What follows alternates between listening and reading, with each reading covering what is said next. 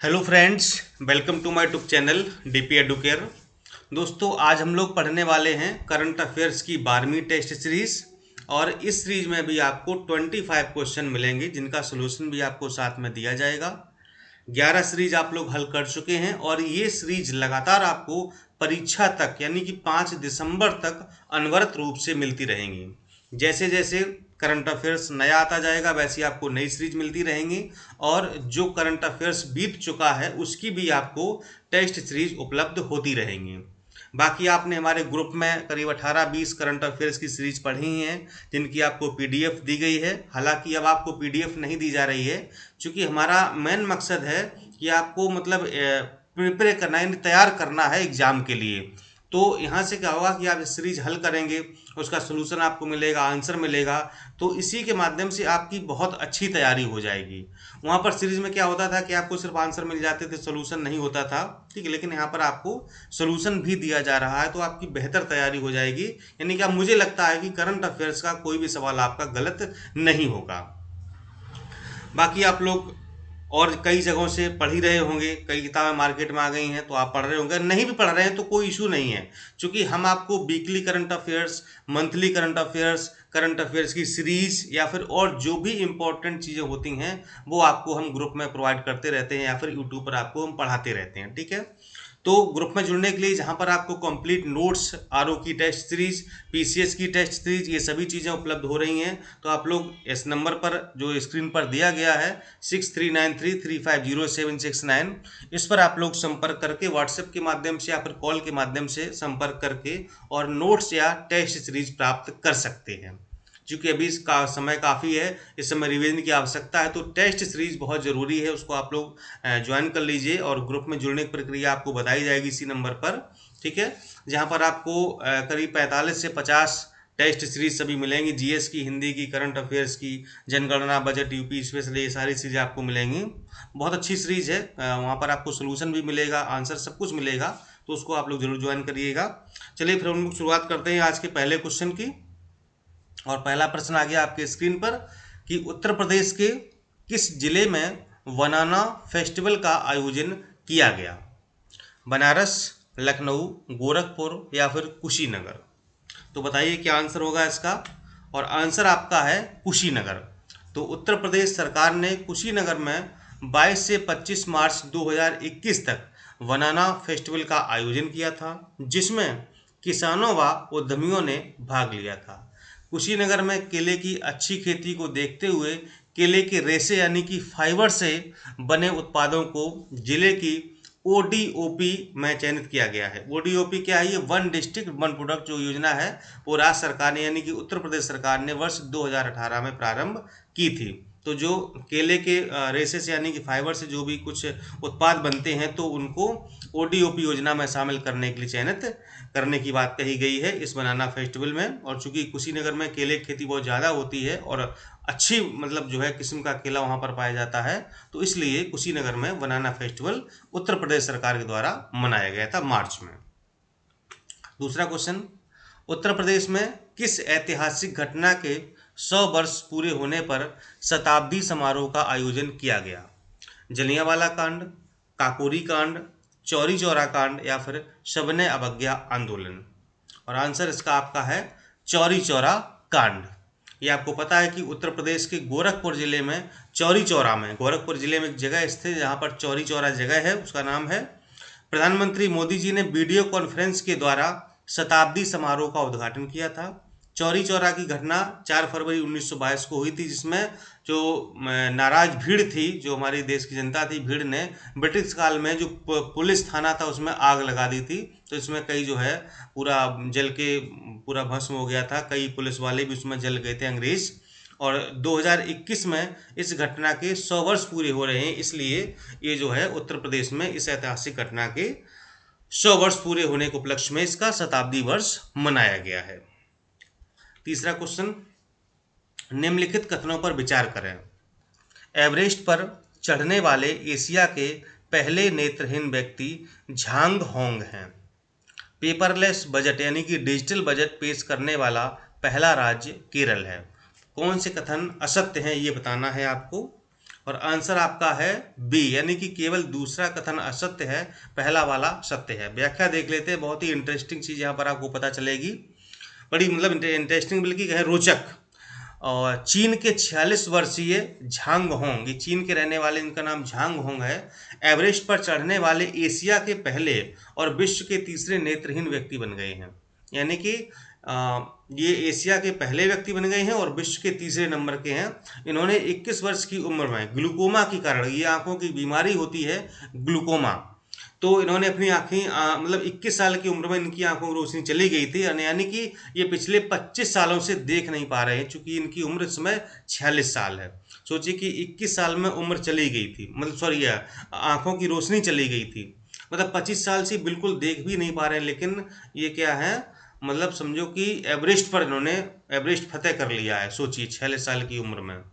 और ये एशिया के पहले ऐसे व्यक्ति बन गए हैं जो कि नेत्रहीन हैं और एवरेस्ट पर गए हैं, जबकि विश्व के तीसरे ऐसे व्यक्ति बन गए जो कि नेत्रहीन हैं और एवरेस्ट पर गए हैं।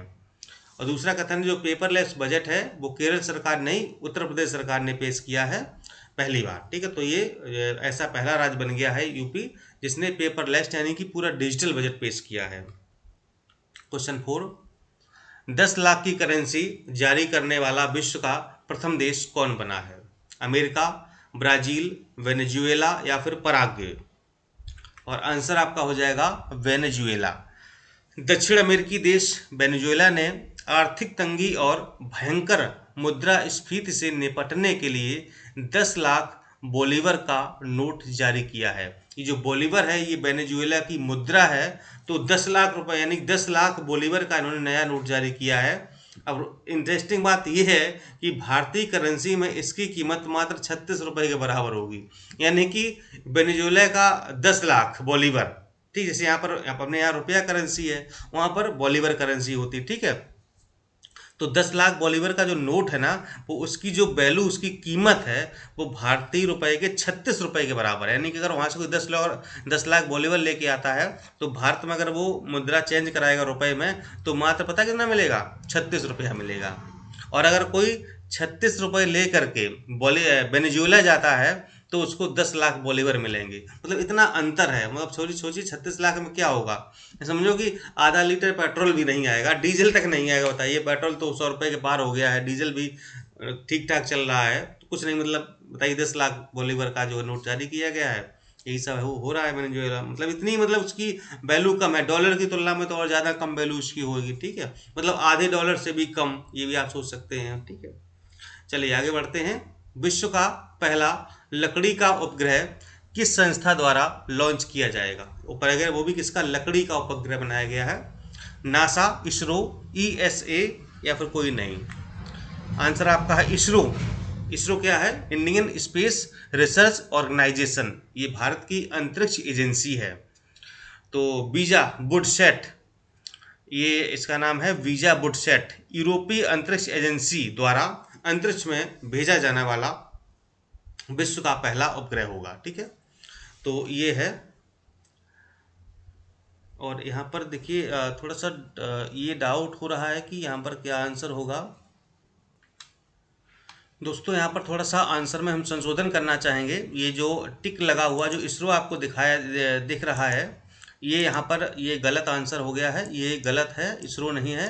यहाँ पर ये आपका ईएसए होगा। ठीक है, ये यूरोपियन स्पेस एजेंसी है, यूरोपीय अंतरिक्ष एजेंसी। देखिए व्याख्या आप सही देख रहे हैं कि वीजा बुडसेट को यूरोपीय अंतरिक्ष एजेंसी द्वारा अंतरिक्ष में भेजे जाने वाला विश्व का पहला उपग्रह बन गया है, यानी उपग्रह होगा क्यों, क्योंकि जो यूरोपीय अंतरिक्ष एजेंसी है इसने वर्ष 2021 के अंत तक वीजा बुडसेट को पृथ्वी की कक्षा में स्थापित करने की योजना बनाई है। यानी कि 2021 के अंत तक लगभग, मतलब भेजे जाने वाला है, हो सकता है कि नवंबर दिसंबर में भेजा जाए, तो ईएसए इसको भेजेगी, ध्यान रखिएगा। यहाँ पर इसरो नहीं होगा। ठीक है, ये इसरो आंसर यहाँ पर नहीं होगा, ये गलत आंसर है, ये आपका ईएसए सही होगा। ठीक है, तो यहाँ पर थोड़ा सा मुझे भी डाउट हुआ, हमने कहा यहाँ पर देखिए व्याख्या में कुछ और लिखा हुआ है और ये यहाँ पर आंसर में कुछ और, कभी कभी मिस्टेक हो जाती है, तो इन लोग को आप लोग देख लीजिएगा।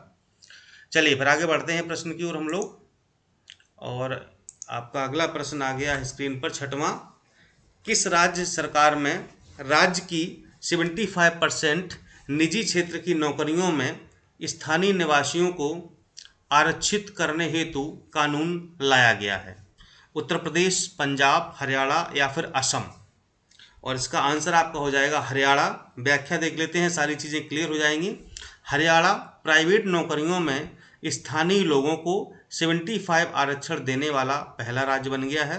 यह 50,000 से कम वेतन वाली नौकरियों पर लागू होगा।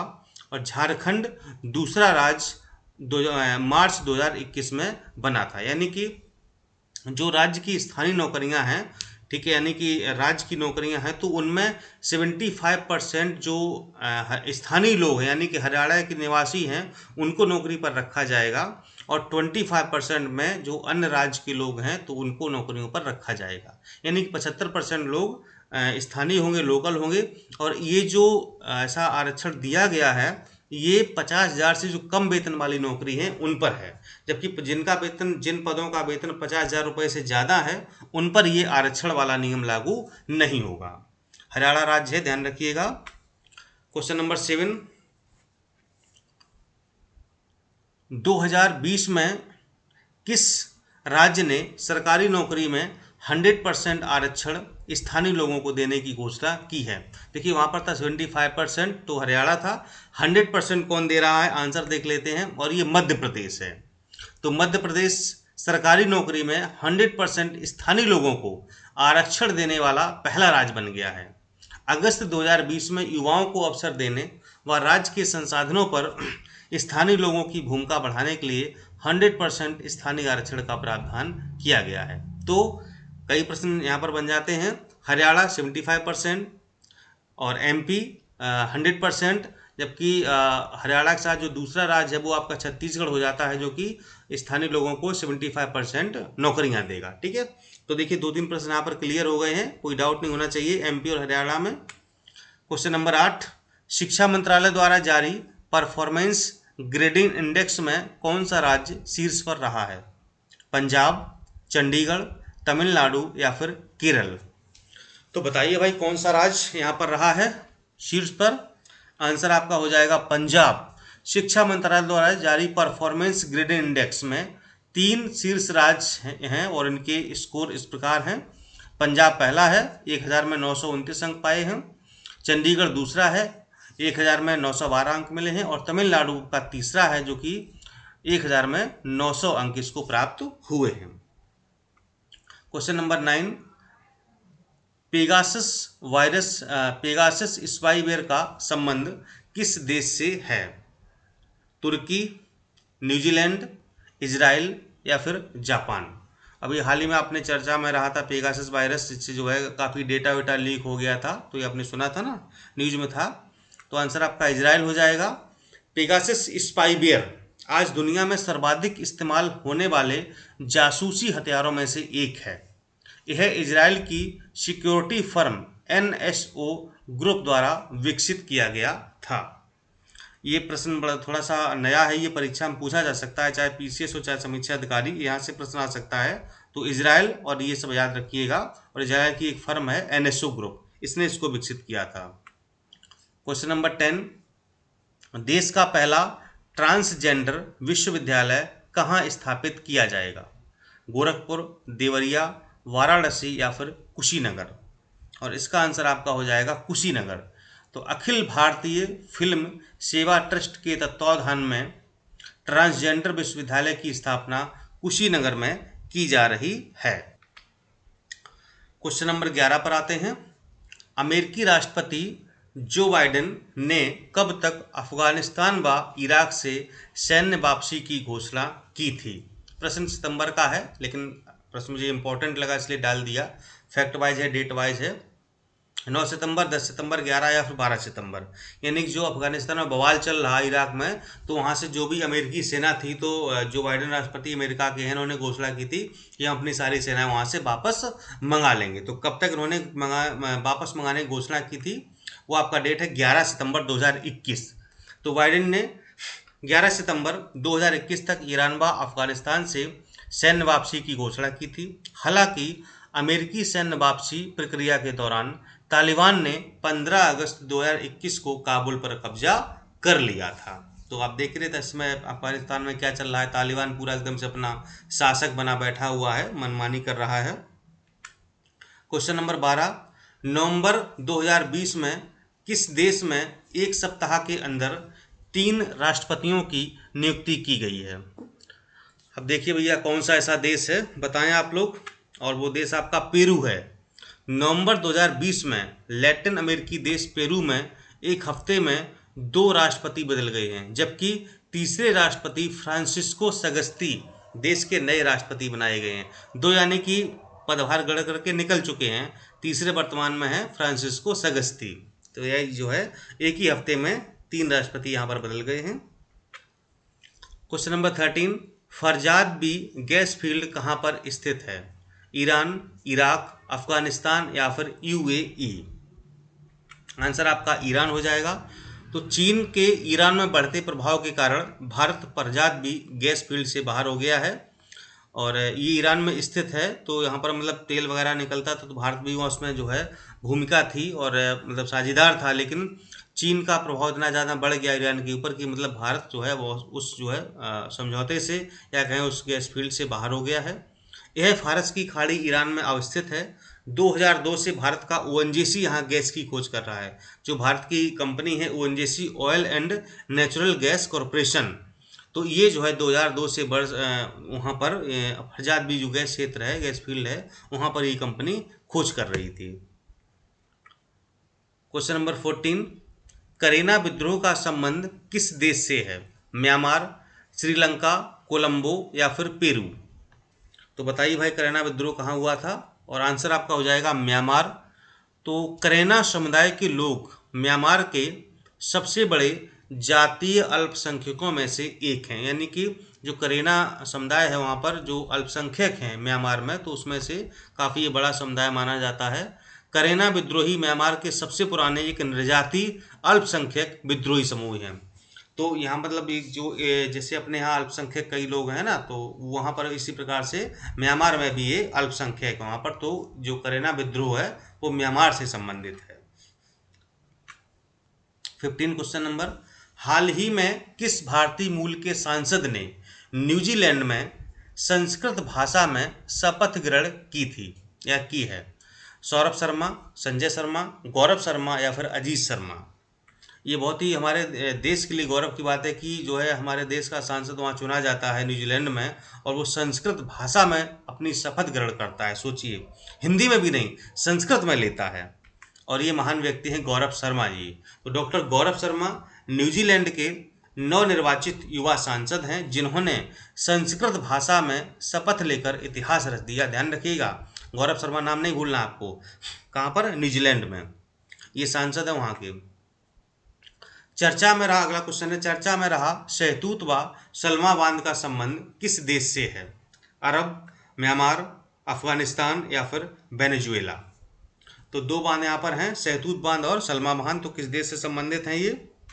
और ये आंसर आपका हो जाएगा अफगानिस्तान। तालिबान के अफगानिस्तान की सत्ता में रहते भारत की कई महत्वपूर्ण परियोजनाओं जैसे शहतूत बांध व सलमा बांध पर ग्रहण लग सकता है, क्योंकि तो आप देख रहे हैं अफगानिस्तान में तालिबान ने अपना पूरा कब्जा कर लिया है। अब चूंकि ये जो भारत से संबंधित परियोजनाएं हैं शहतूत बांध और सलमा बांध, तो वो मतलब अब चूंकि जब अफगानिस्तान था तो हमारे भारत से कुछ और समझौता हुआ था, कुछ और टर्म एंड कंडीशन थी। अब ये तालिबान है, ये तो मतलब इसके तो लगाम है ही नहीं, तो कुछ भी कर सकता है। तो मतलब कहीं ना कहीं मुझे लगता है कि ये परियोजनाएं प्रभावित तो होंगी। क्वेश्चन नंबर 17, 12वें दौर की वार्ता में किस स्थान से चीन के सैनिकों की वापसी संबंधी समझौता हुआ है? डोकलाम, गलवान, हॉट स्प्रिंग गोमरा या फिर पेंगोंग झील एवं रेपसांग से? और आंसर आपका है हॉट स्प्रिंग गोमरा। व्याख्या देख लेते हैं।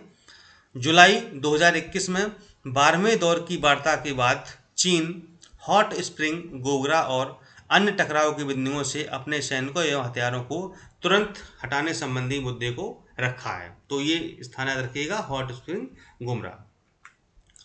क्वेश्चन नंबर 18, उइघर मुस्लिम अल्पसंख्यक का संबंध किस देश से है? चीन, म्यांमार, पाकिस्तान या फिर भारत? और आंसर आपका हो जाएगा चीन। हाल ही में मार्च 2021 को तुर्की में उइगर महिलाओं ने चीन के साथ तुर्की प्रत्यर्पण संधि का विरोध किया है। उइगर चीन में आधिकारिक तौर पर मान्यता प्राप्त 55 अल्पसंख्यक समूहों में से एक हैं। यानी जहाँ पर जो चीन में अल्पसंख्यक समुदाय है उसमें से उइगर भी एक अल्पसंख्यक समुदाय के लोग हैं। उइगर चीन के सिंजियांग प्रांत में बहुतायत में रहते हैं और ये चीन के सिंजियांग प्रांत में पाए जाते हैं। क्वेश्चन नंबर 19, भारत में वर्ष 2020-21 में किए गए डिजिटल ट्रांजैक्शन में किस प्लेटफॉर्म की हिस्सेदारी सबसे ज़्यादा रही है? तो आप जो डिजिटल वॉलेट आप यूज करते हैं, गूगल पे, फोन पे, पेटीएम, अमेजन पे, ये यूज करते हैं ना, तो सबसे ज़्यादा जो है किस पर ट्रांजैक्शन हुआ है? और इसका आंसर आपका है फोन पे। भारत में डिजिटल ट्रांजैक्शन हिस्सेदारी इस प्रकार है, फोन पे पर है 46.04%, गूगल पे पर है 34.62%। क्वेश्चन नंबर 20, वित्त वर्ष 2020-21 में भारत का कौन सा राज्य प्रत्यक्ष विदेशी निवेश में शीर्ष पर रहा? यानी कि वर्ष 2020-21 के दौरान एफडीआई किस राज्य में सबसे ज़्यादा आई है? गुजरात, कर्नाटक, महाराष्ट्र या फिर उत्तर प्रदेश? ध्यान रखिएगा, वर्ष 2020-21 में पूछा जा रहा है, 21-22 में नहीं। और आंसर आपका गुजरात हो जाएगा। तो भारत में एफडीआई प्रवाह वित्त वर्ष 2021 में 82 बिलियन के स्तर पर पहुंच चुका है। विदित हो कि गुजरात शीर्ष गंतव्य के रूप में उभरा है, जिसकी हिस्सेदारी लगभग 37% के आसपास है। क्वेश्चन नंबर 21, टोक्यो ओलंपिक 2020 में भारत द्वारा जीते गए पदकों का सही क्रम होगा। यानी भारत ने टोक्यो ओलंपिक में, यहाँ ओलंपिक की बात हो रही, पैरालंपिक की बात नहीं हो रही है, ओलंपिक में कितने स्वर्ण, कितने रजत, कितने कांस्य पदक और कितने कुल पदक जीते हैं, तो वो क्रम लगाना है। और आंसर आपका है, भारत ने 1 गोल्ड जीता है, 2 सिल्वर जीते हैं, 4 ब्रॉन्ज जीते हैं, कुल मिलाकर के 7 पदक जीते हैं। और भारत इन 7 पदकों के साथ पदक तालिका में 48वें स्थान पर रहा है। क्वेश्चन नंबर 22, उत्तर प्रदेश में कृषक समृद्धि आयोग का गठन किस वर्ष हुआ था? 2016, 2018, 2017 या फिर 2019? और उत्तर प्रदेश सरकार ने 2017 में कृषि समृद्धि आयोग का गठन किया था, जिसका उद्देश्य 2022 तक किसानों की आमदनी को दोगुना करना था। बहुत ही इंपॉर्टेंट आयोग है कृषक समृद्धि आयोग। ये 2017 में इसका गठन किया गया था यूपी सरकार के द्वारा। उद्देश्य था कि किसानों की आय को 2022 तक दोगुना करना है। क्वेश्चन नंबर 23, 5 अगस्त 2021 को इब्राहिम रईसी ने किस देश के राष्ट्रपति की शपथ ली? यूएई यानी कि संयुक्त अरब अमीरात, इराक, ईरान या फिर अफगानिस्तान? आंसर आपका है ईरान। ईरान चुनाव में इब्राहिम रईसी अगले राष्ट्रपति बने हैं और उन्होंने जो वर्तमान राष्ट्रपति हैं हसन रूहानी, उनका स्थान उन्होंने ग्रहण किया है। क्वेश्चन नंबर 24, उत्तर प्रदेश के किस शहर ने मैंगो फूड फेस्टिवल की मेजबानी की है? लखनऊ, बनारस, गोरखपुर या फिर प्रयागराज? तो ये आपका लखनऊ हो जाएगा। मैंगो फूड फेस्टिवल का आयोजन लखनऊ में होता है, जिसमें मैंगो ईटिंग प्रतियोगिता, आम पर शायरी, आम की कहानियाँ, बच्चों के संग आदि का आयोजन किया जाता है। यानी कि आप देखते हैं जैसे जो मलियावादी आम है या मतलब जो अच्छी आम की प्रजातियां ना, वो लखनऊ में ही पाई जाती हैं। तो मैंगो फूड फेस्टिवल आपका लखनऊ में ही मनाया जाता है। और आइए आज का लास्ट क्वेश्चन कि उज्ज्वला योजना का दूसरा चरण अगस्त 2021 में उत्तर प्रदेश के किस जनपद में शुरू हुआ है? तो पहला चरण जो पहले से चल रहा था, करीब 8-9 करोड़ उसमें कनेक्शन मिल चुके हैं। अब दूसरा चरण जो है कहाँ से, किस जनपद से शुरू किया गया है? बताइए, वाराणसी से, महोबा से, गोरखपुर से या फिर बलिया से? और इसका आंसर आपको हम बताएंगे, लेकिन आपको साथ में यही बताना है कि जो उज्ज्वला योजना है इसका प्रारंभ किस तारीख को, किस वर्ष में हुआ था और कहाँ से हुआ था और किसने किया था। किसने किया मतलब वो तो हम बता देते हैं कि माननीय प्रधानमंत्री मोदी जी ने किया था, लेकिन किस तारीख को, किस वर्ष को, किस स्थान से किया गया था प्रारंभ इसका, ठीक है। और वर्तमान में इस योजना के तहत अब तक कितने लोगों को, कितने परिवारों को गैस कनेक्शन उपलब्ध कराए जा चुके हैं। और साथ में ये बताइए कि जो दूसरा चरण है इसका शुरुआत कहाँ से किया गया है। हालांकि हम आंसर बता देंगे भी आपको, लेकिन आपको कमेंट के माध्यम से बताना है। तो मुझे इससे ये पता चलता है कि हमारा वीडियो देखते हैं, लगन से देखते हैं, मन से देखते हैं और उसको याद करने का, हल करने का भी प्रयास करते हैं।